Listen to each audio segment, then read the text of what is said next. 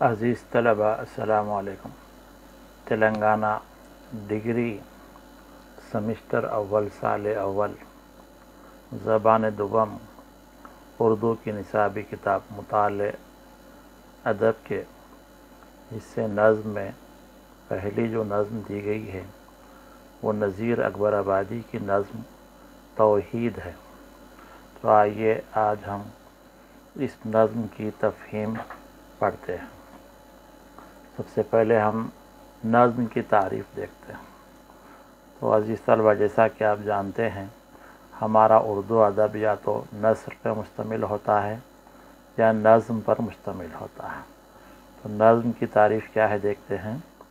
اشعار کا ایسا مجموعہ جس میں کسی ایک خیال کو تسلسل کے ساتھ بیان کیا جائے اسے نظم کہتے ہیں۔ بنیادی طور پر نظم کے معنی ترتیب کے ہیں، تو یہاں پر نظم سے مراد اشعار کا ایسا مجموعہ ہے جس میں ایک خیال کو تسلسل کے ساتھ بیان کیا جائے۔ تو یہ غزل کے مقابلے میں غزل میں جدا جدا اشعار میں زندگی کے مختلف موضوعات بیان ہوتے ہیں، یہاں نظم میں ساری نظم میں ایک ہی خیال کو کسی ایک موضوع کو، جیسے بارش کا موضوع ہے یا غربت کا موضوع ہے یا وطن کا موضوع ہے، کسی بھی موضوع کو تسلسل کے ساتھ بیان کیا جائے یعنی سلسلہ وار بیان کیا جائے اسے نظم کہتے ہیں۔ نظم کے لغوی معنی لڑی میں موتی پرونے کے ہیں۔ تو نظم جیسے معنی ہیں اس کے لڑی میں موتی پرونا، جیسے ترتیب سے موتی پروتے ہیں ویسے ہی شاعر مسلسل اشعار ایک ہی خیال میں باندھتا ہے۔ تنظیم، ترتیب، نظم و ضبط کے مفاہیم میں بھی اس لفظ کو استعمال کیا جاتا ہے۔ نظم کے معنی تنظیم ہے، ترتیب ہے، جوڑ کر رکھنا۔ جس طرح ہم پورے ادب کو نظم و نثر میں تقسیم کرتے ہیں، اسی طرح پوری شاعری کو ہم غزل اور نظم میں بھی تقسیم کر سکتے ہیں۔ یہ نظم کے محدود تر اور جدید تر معنی ہیں۔ ادب میں جب نظم کا لفظ استعمال کرتے ہیں تو اس کے معنی نثر کے مخالف مفہوم کے ہوتے ہیں، اور اس میں ان ساری اصناف کو شامل کر لیا جاتا ہے جو نثر میں نہیں ہے، جیسے مثنوی، مرثیہ، قصیدہ، غزل، رباعی، نظم وغیرہ۔ تو حصے نظم کے تحت جو اصناف ہیں مثنوی ہے، مرثیہ ہے، قصیدہ ہے، غزل، رباعی، نظم اور دیگر اصناف ہیں۔ گویا لفظ نظم وسیع تر معنوں میں ساری شاعری کے لیے بھی استعمال ہوتا ہے، لیکن بطور اصطلاح اس لفظ کے معنی کسی خاص عنوان، ترتیب اور تسلسل کے ساتھ شاعری میں اظہار خیال کے ہیں۔ نظم میں ایک مرکزی خیال ہوتا ہے اور معنوی سطح پر اس میں ارتقاء بھی ضروری ہے۔ ایک خیال کے تحت نظم پیش ہوتی ہے لیکن اس میں سلسلہ وار بات آگے بڑھتی ہے اور انجام کو پہنچتی ہے۔ نظم میں تسلسل اور تاثر بھی ہونا چاہیے۔ نظم کے لیے نہ تو حیت کی قید ہے اور نہ موضوعات۔ حیت سے مراد جیسے ایک ایک بند میں 5 مصرے، 6 مصرے یا سلسلہ وار کسی طرح بھی نظم بیان کی جا سکتی، اور نہ موضوعات کی اور نہ اشعار کی۔ چنانچہ اردو شاعری میں مختلف حیتوں اور مختلف موضوعات پر نظمیں کہی گئی ہیں، جیسے مخمس یعنی 5 ایک بند میں 5 مصرے، مسدس یعنی ایک بند میں 6 مصرے، اور غزل کی حیت جس میں قافیہ ردیف کی پابندی ہوتی ہے۔ نظم میں اشعار کی تعداد بھی مختلف رہی ہے۔ نظم کی 4 قسمیں مشہور ہیں: پابند نظم، معرّہ نظم، آزاد نظم اور نثری نظم۔ لیکن پابند نظم میں بحر اور قافیہ وغیرہ تک ترتیب اور پابندی ضروری ہے۔ یہ جو عام طور پہ ہم نظمیں پڑھتے ہیں جس میں خیال تسلسل کے ساتھ ترنم میں پیش ہوتا ہے اسے پابند نظم کہتے ہیں۔ غزل کا ہر شعر معنوی اعتبار سے آزاد اور مکمل ہوتا ہے، جبکہ نظم میں ایک شعر دوسرے سے مربوط ہوتا ہے۔ غزل میں موضوعی اعتبار سے کثرت ہوتی ہے لیکن نظم میں وحدت۔ نظم کے اشعار موضوع اور خیال کے اعتبار سے ایک دوسرے سے پیوست ہوتے ہیں۔ یہ وہ صنف سخن ہیں جو غزل کے مقابلے ہر زمانے میں موجود رہی ہے، جس کی مثالیں ہمیں محمد قلی قطب شاہ سے لے کر عہد حاضر تک ملتی ہے۔ پابند نظم کے مشہور شعراء میں قلی قطب شاہ، نذیر، اکبر آبادی، اکبر الہ آبادی، اقبال، حالی، چکبست، سرور جہاں آبادی، تلوک چند محروم، جانثار اختر، اختر الایمان وغیرہ مشہور۔ یہ سارے شعراء ہیں جنہوں نے پابند نظمیں کہی ہیں۔ جدید نظم و شعراء میں تصدق، حسین خالد، میراجی، فیض احمد فیض، مجید امجد، مخدوم محی الدین، علی سردار جعفری، اختر الایمان، قاضی سلیمان، کمار پاشی، بلراج کومل، عزیز قیسی، وحید اختر، سلیمان اریب، شاز تمکنت وغیرہ قابل ذکر۔ آج بھی مختلف شعراء نظمیں لکھ رہے ہیں۔ نظم مورہ اور آزاد نظم کے بعد جدید اردو شاعری میں نثری نظم کا بھی تجربہ ہو۔ یہ بات کی 3 قسمیں بھی ہیں، مورہ ہے، آزاد ہے اور نثری نظم، جس میں کسی بحر کی پابندی نہیں ہوتی بلکہ صرف آہنگ کا خیال ہے، ایک لے میں جو ہے خیالت پیش ہوتی۔ نثری نظم ابھی تجرباتی مراحل۔ تو بنیادی طور پر نظم کیا ہے؟ تسلسل کے ساتھ خیالات جو ترتیب سے پیش ہوتے ہیں اسے نظم کہتے ہیں۔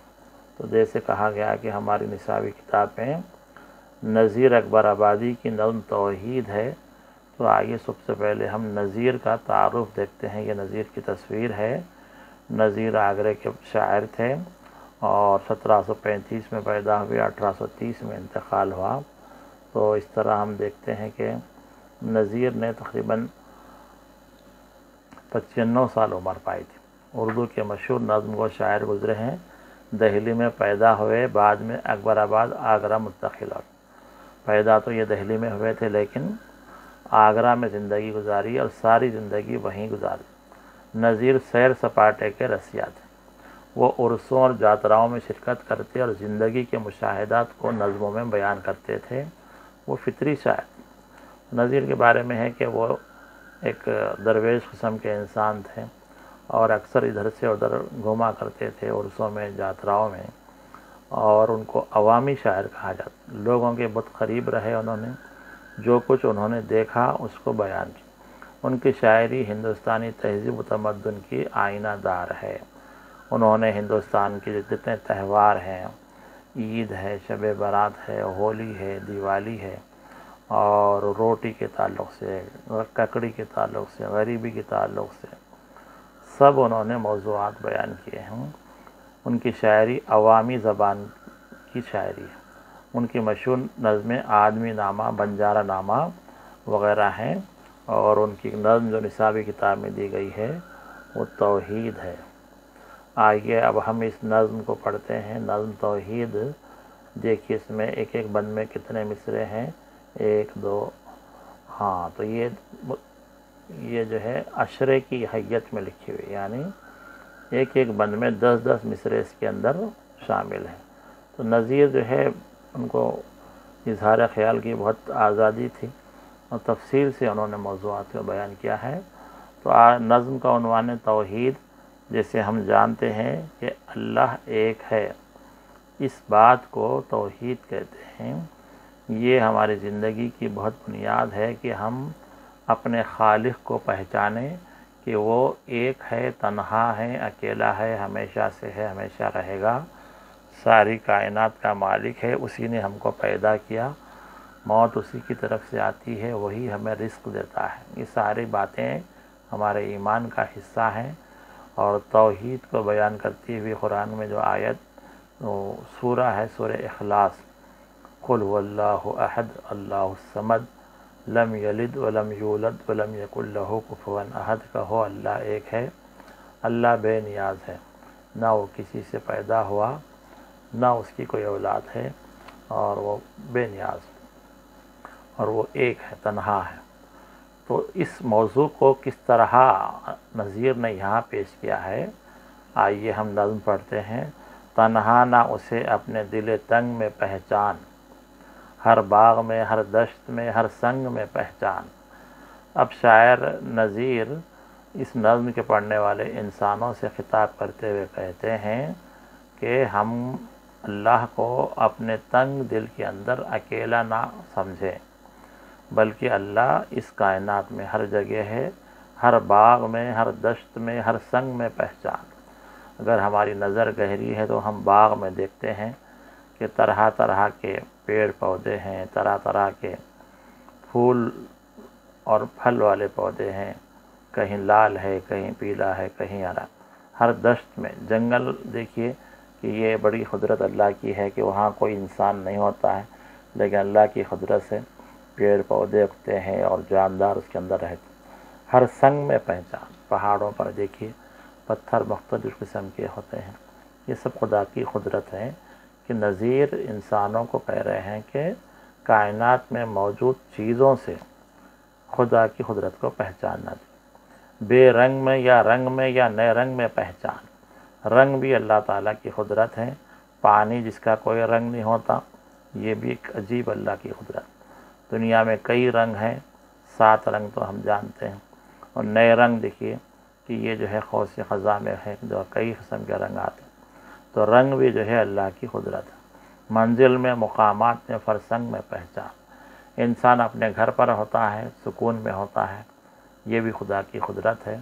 مختلف مقامات پر سفر کرتے ہیں، وہاں پر بھی جو ہے مختلف جو حالات ہیں یہ سب اللہ کی طرف سے ہیں۔ تو شاعر ہمیں دعوت دے رہا ہے کہ ہم ہر جگہ خدا کو پہچانیں۔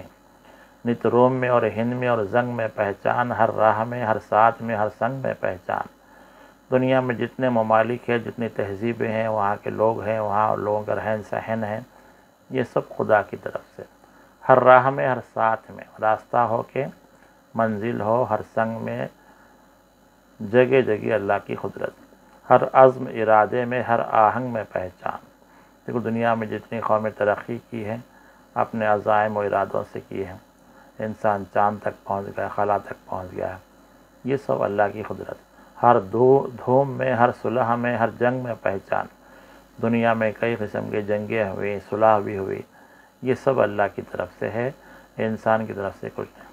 ہر آن میں، ہر بات میں، ہر ڈھنگ میں پہچان، عاشق ہے تو دلبر کو ہر ایک رنگ میں پہچان۔ اب یہ جو آخری کے 2 بند کے جو 2 مصرے ہیں یہ تمام نظم میں دہرائے گئے ہیں۔ تو نذیر کہتے ہیں کہ ہر آن میں، ہر بات میں، ہر ڈھنگ میں پہچان۔ ہر لمحے ہم کو خدا کی یاد کرتے رہنا چاہیے اور خدا کو پہچانتے رہنا چاہیے۔ عاشق ہے تو ہم چونکہ دعویٰ کرتے ہیں کہ اللہ کے بندے ہیں، تو ہمارا جو دلبر اللہ ہے اس کو ہر رنگ میں پہچاننا چاہیے۔ نذیر کا یہ پیغام ہے۔ نظم کا اگلا بند دیکھیے، پھل پات کہیں شاخ، کہیں پھول، کہیں بیل، نرگس کہیں سوسن، کہیں بیلا، کہیں رابیل۔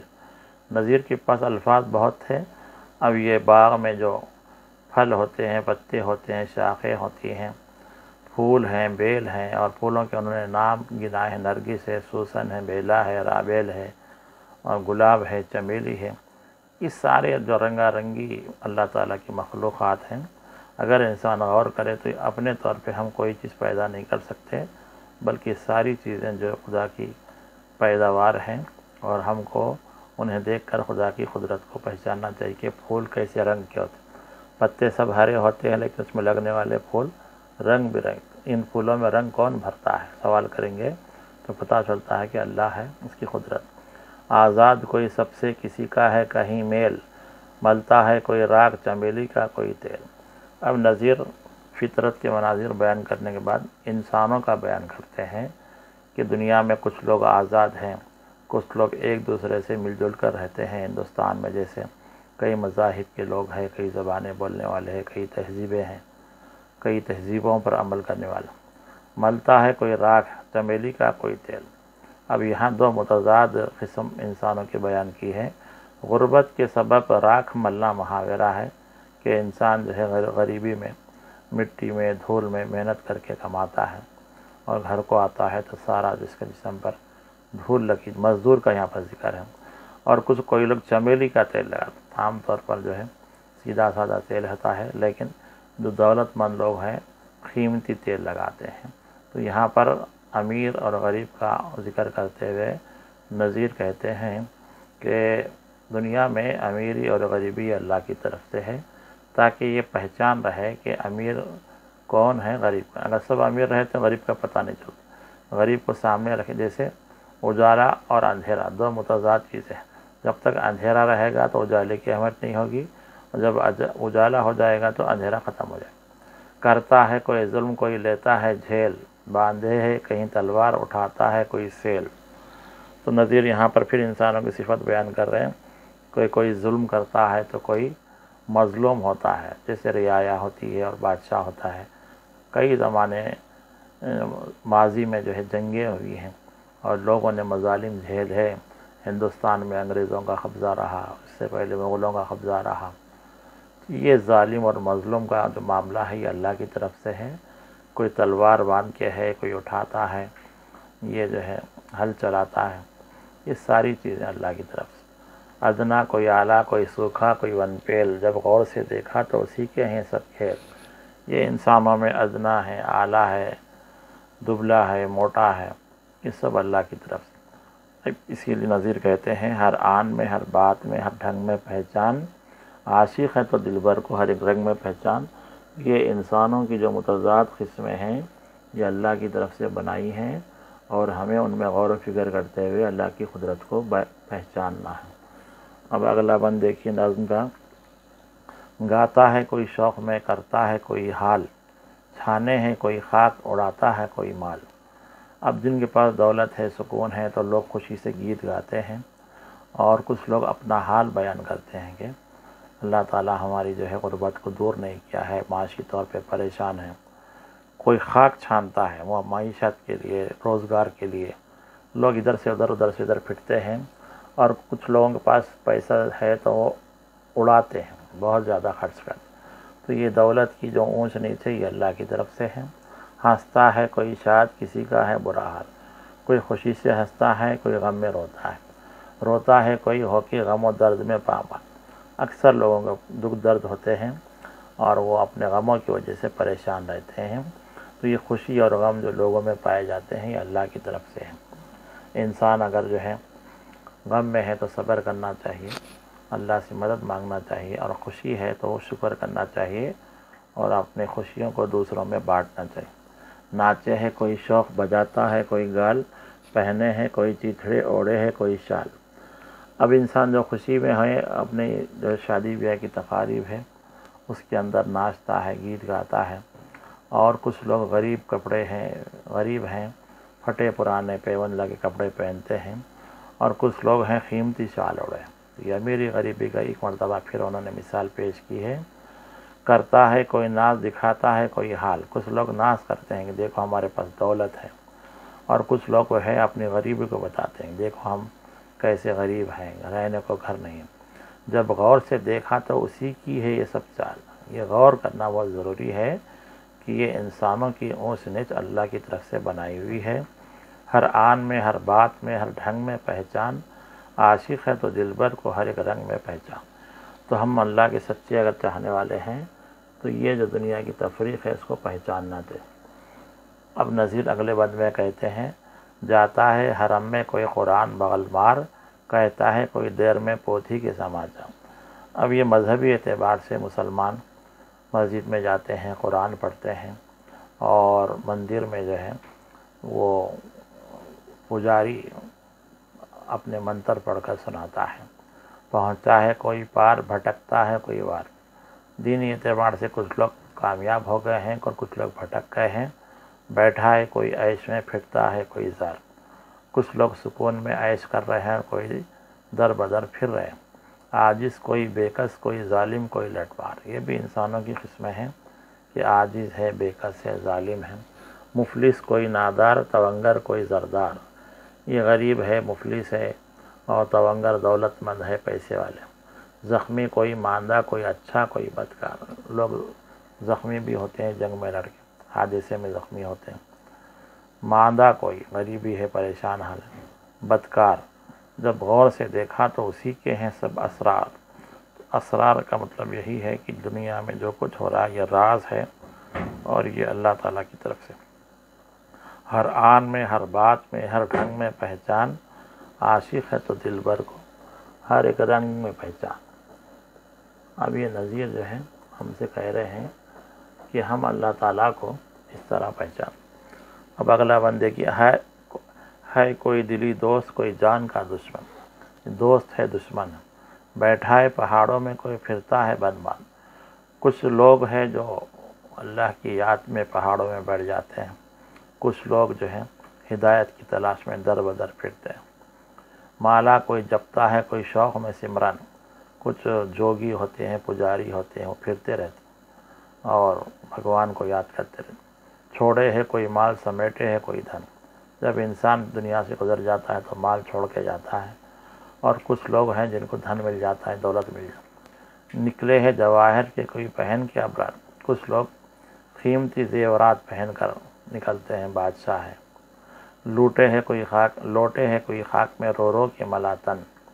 कुछ लोग जो हैं गरीबी में ज़मीन में लौटते हैं। जोगी कोई भोगी कोई अगी कोई सौगन। जब गौर से देखा तो उसी के हैं सब फन। दुनिया में जोगी भी होते हैं, भोगी यानी गम सहने वाले होते हैं। हर किस्म के लोग हैं, और ये सब जो है अल्लाह की कुदरत है। हर आन में हर बात में हर ढंग में पहचान। आशिक़ है तो दिलबर को हर एक रंग में पहचान, ये नज़ीर कहते हैं। अब मौसमों का हाल बयान कर रहे हैं नज़ीर।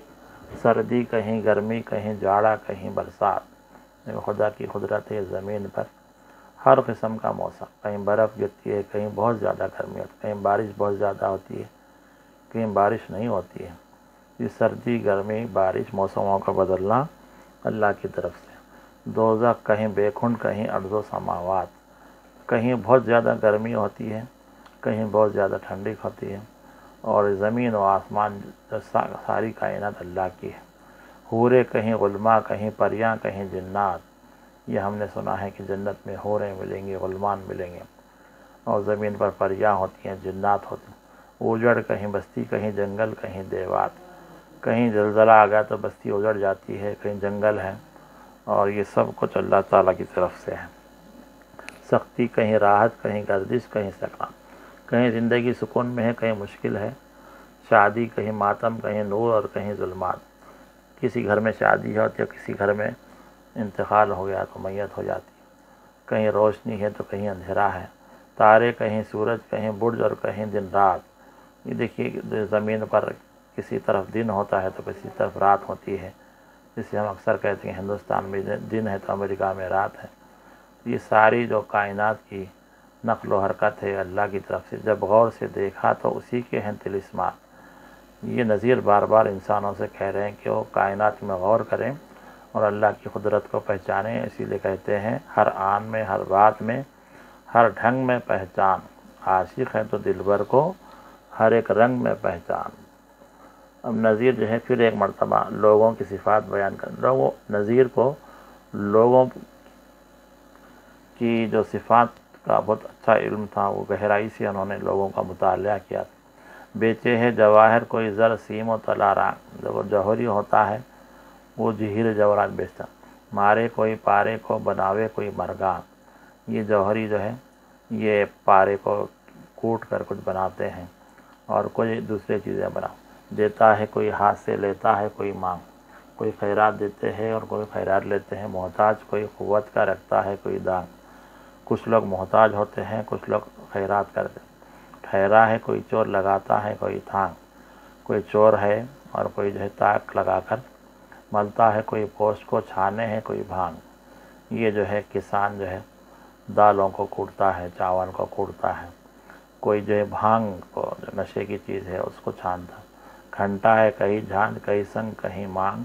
जब गौर से देखा तो उसी के है सब स्वांग।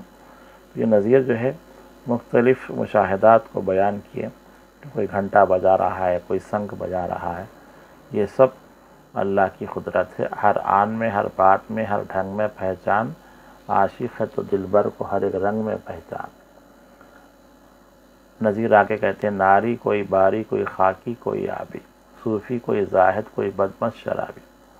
अब ये इंसानों की सिफ़ात है। कोई औरत है, कोई मर्द है, कोई खाकी है, कोई आबी यानी समंदर के अंदर रहता है, दरिया में।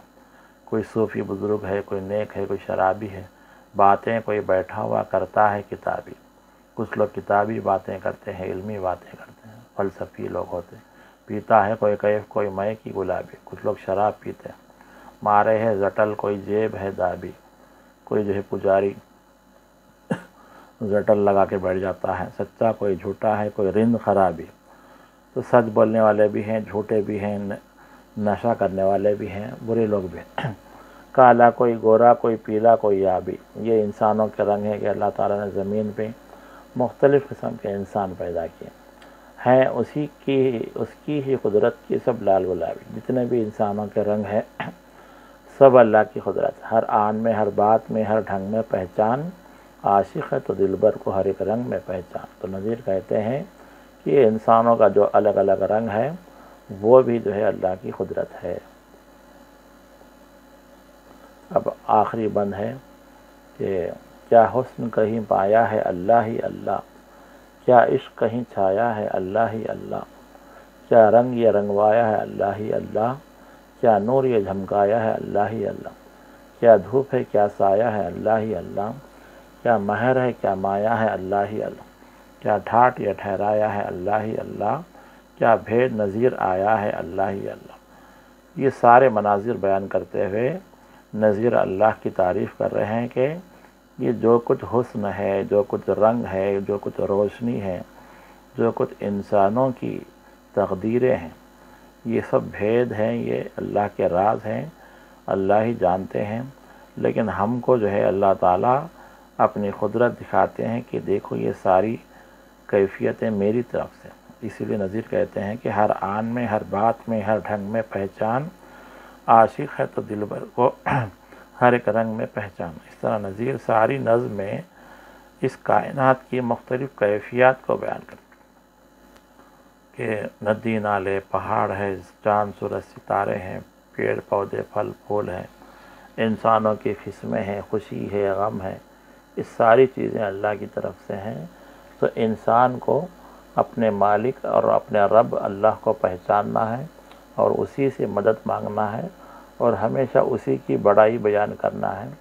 تو ہم جو نماز پڑھتے ہیں، کلمہ پڑھتے ہیں، قرآن پڑھتے ہیں اور مختلف موقعوں پر جو اللہ کا ذکر کرتے ہیں، یہ سب اللہ کی بڑائی ہے۔ اللہ اکبر، اللہ سب سے بڑے ہیں۔ آئیے دیکھتے ہیں کہ اس نظم کا خلاصہ کیا ہے۔ نذیر نے نظم توحید عشرے کی حیت میں لکھی، یعنی ایک ایک بند میں 10 مصرے، نظم کے ہر بند میں 10 مصرے ہیں۔ اس نظم میں نذیر نے اظہار خیال کی صلاحیت سے استفادہ کرتے ہوئے توحید کے موضوع کو وسیع تر انداز میں سمجھایا۔ جیسے کہا گیا کہ نذیر بہت تفصیل سے لکھتے تھے، تو انہوں نے اپنی جو صلاحیت ہے اس کو استعمال کیا اور توحید کا جو موضوع ہے کہ اللہ ایک ہے، وہی کائنات کا مالک ہے اور بڑی قدرت والا ہے، اس بات کو انہوں نے تفصیل سے سمجھایا۔ نظم کے پہلے بند میں نذیر خدا کی وحدانیت کا فلسفہ بیان کرتے ہوئے مسلمانوں سے کہتے ہیں کہ خدا کو ہم صرف اپنے دل میں موجود نہیں سمجھنا چاہیے، بلکہ اسے کائنات کے ہر رنگ میں محسوس کرنا چاہیے۔ خدا اپنی ذات سے پوشیدہ ہے، لیکن اپنی تخلیق کردہ کائنات کی ہر شکل و صورت سے اس کی قدرت آیا ہے۔ ذاتی اعتبار سے خدا ہماری نظروں سے پوشیدہ ہے۔ حضرت موسیٰ علیہ السلام نے ضد کی تھی کہ اے اللہ، میں آپ کا جلال دیکھنا چاہتا ہوں، آپ کا دیدار کرنا چاہتا ہوں۔ تو اللہ تعالیٰ تو ظاہر نہیں ہوئے، لیکن اللہ تعالیٰ نے اپنے ایک نور کی جھلک کوہ طور پر پیش کی، تو ایک چمک ہوئی۔ حضرت موسیٰ علیہ السلام اللہ کے محبوب بندے تھے، وہ بے ہوش ہو گئے، لیکن اس جھلک سے کوہ طور پورا جل کر راکھ ہو گیا۔ تو اللہ کی ذات اس دنیا سے پوشیدہ ہے، لیکن وہ اپنی تخلیق کردہ کائنات کی ہر شکل و صورت سے آیا ہے۔ اس کی قدرت انسان کو خدا نے عقل دی اور کائنات کے مطالعے کے لیے آنکھ، کان، زبان، ناک، ہاتھ وغیرہ دی۔ یہ جو حواس ہیں، ان سے ہم مشاہدہ کرنا چاہیں۔ انسان کو چاہیے کہ وہ اپنے حواس اور عقل کو استعمال کرے اور کائنات میں موجود بے شمار مخلوقات کو دیکھتے ہوئے خدا کی قدرت پہچانے۔ اس لیے نذیر لوگوں کو کہتے ہیں کہ خدا کو پیڑ پودوں، پھل پھول، پہاڑ، ندی نالے، طرح طرح کے رنگوں، خوشی اور غم، امن اور جنگ ہر حالت میں محسوس کرنا چاہیے، کیونکہ اس کائنات میں جو کچھ ہو رہا ہے وہ خدا کی مرضی سے ہو رہا ہے۔ بندہ خدا کا سچا عاشق ہوتا ہے، اور ایک عاشق کو اپنے معشوق کے ظاہر سے اس کے باطن کو پہچاننا چاہیے۔ دوسرے بند میں نظیر کائنات کی چند اور مخلوقات کا ذکر کرتے ہوئے خدا کی قدرت اور توحید بیان کرتے ہیں اور کہتے ہیں کہ دنیا میں جتنے پھل اور پھول ہیں وہ سب خدا کی پیداوار ہیں۔ اسی طرح لوگوں میں امیر، غریب، خوشحال، غمزدہ، ظالم، مظلوم، یہ سب اونچ نیچ خدا کی طرف سے۔ انسان اگر کائنات کے اس نظام میں غور کرے تو خدا کی قدرت محسوس ہوگی، یہ نظیر کہتے ہیں۔ نظم کے اگلے بند میں نظیر انسانی طبقات کا بیان کا سلسلہ جاری رکھتے ہوئے کہتے ہیں کہ کچھ لوگ خوش ہیں اور کچھ لوگ پریشانی میں ڈوبے ہوئے، کوئی روزگار کے لیے پریشان ہے تو کوئی دولت سے مالا مال ہے، کوئی خوشی میں ہنستا ہے تو کوئی غم میں روتا ہے۔ خوشحال لوگ اچھے کپڑے پہنتے ہیں اور پریشان حال لوگ پھٹے پرانے کپڑے پہنے ہوئے، کوئی ناز و نخرے کرتا ہے تو کوئی اپنی غریبی کا اظہار کرتا ہے۔ انسانوں کے بیچ اچھے اور برے کا فرق خدا کی طرف سے ہے، اور ہر چیز اور ہر کیفیت میں بھی خدا کی مرضی شامل ہے۔ خدا کے سچے عاشق بندے دنیا میں غور و فکر کرتے ہیں اور خدا کی قدرت کو پہچان سکتے ہیں۔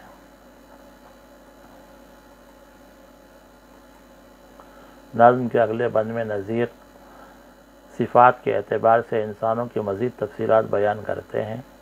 کہتے ہیں کہ لوگ مذہبی ہونے کا دکھاوا کرتے ہیں۔ مسلمان قرآن ہاتھ میں لیے مسجد جاتے ہیں، ہندو مندر جاتے ہیں، کچھ لوگ مذہب سے دور عیش کی زندگی گزارتے ہیں اور کچھ لوگ خدا کی یاد میں روتے ہیں۔ دنیا میں امیر، غریب، نیک، بد، ظالم، مظلوم، ہر قسم کے لوگ ہیں۔ لوگوں کی اس تفریق پر غور کیا جائے تو پتہ چلتا ہے کہ یہ اونچ نیچ خدا کی طرف سے ہے، اور خدا کے سچے عاشق بندے دنیا میں غور و فکر کرتے ہوئے خدا کی قدرت کو پہچان سکتے ہیں۔ نظیر بڑے مردم شناس واقع ہوئے ہیں، یعنی لوگوں کو پہچانتے تھے۔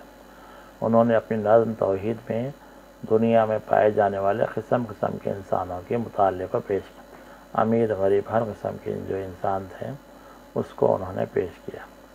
نظم کے اگلے بند میں کہتے ہیں کہ لوگوں میں کوئی کسی کا دوست ہے تو کوئی دشمن، کوئی خدا کا عرفان پانے کے لیے پہاڑوں میں بھٹکتا ہے تو کوئی جنگل جنگل پھر کر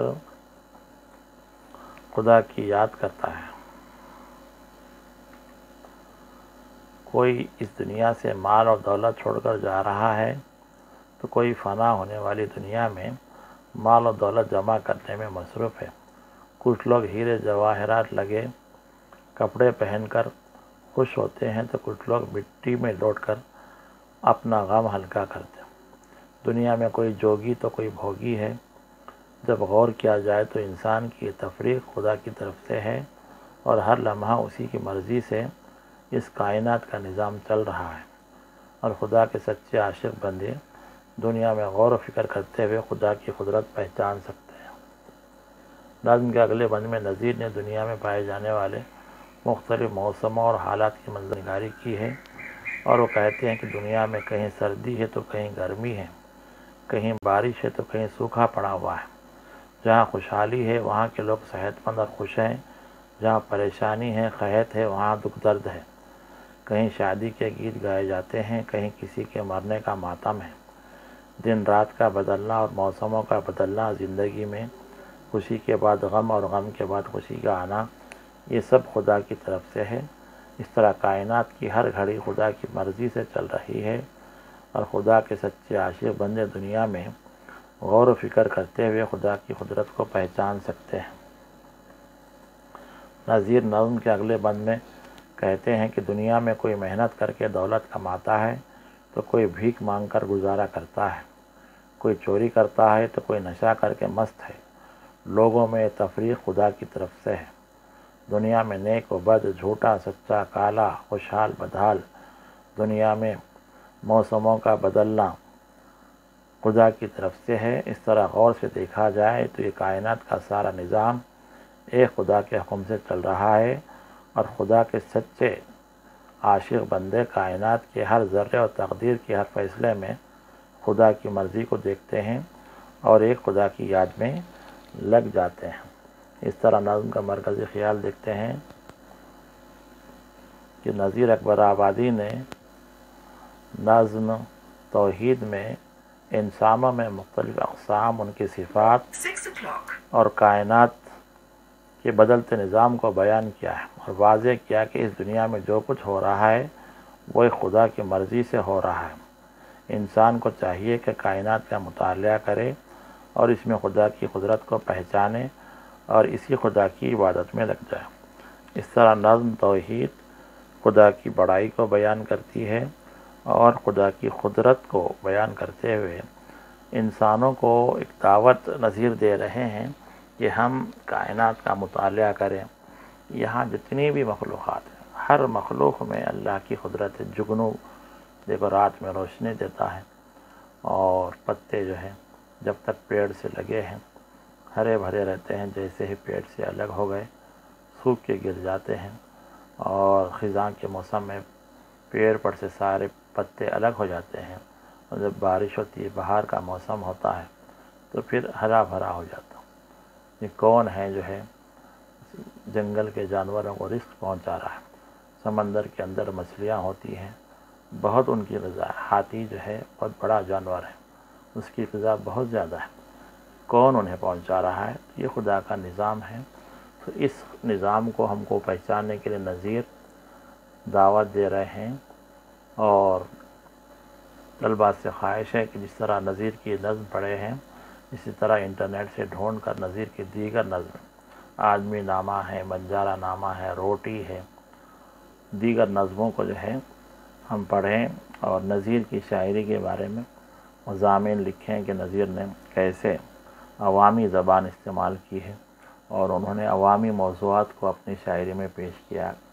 امید کرتے ہیں کہ طلباء کو نظم اور اس کی تفہیم سمجھ میں آئی ہوگی۔ شکریہ۔